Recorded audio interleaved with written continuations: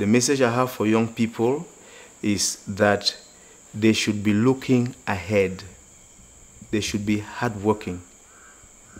They should make sure that they succeed. They should not sit and wait for things to be done for them.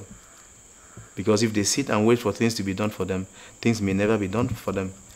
Because as the saying goes in French, nul n'est mieux servi que par soi-même. You have to see yourself doing things for yourself before asking yourself, whether some other person is doing things for you or not.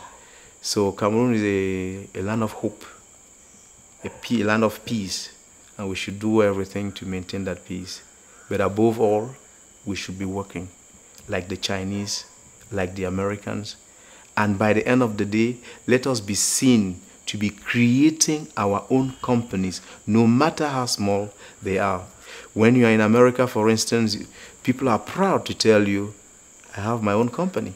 That company may just be in his own bedroom. That company may be employing 2 or 3 people, but he's proud to say, I have my own company.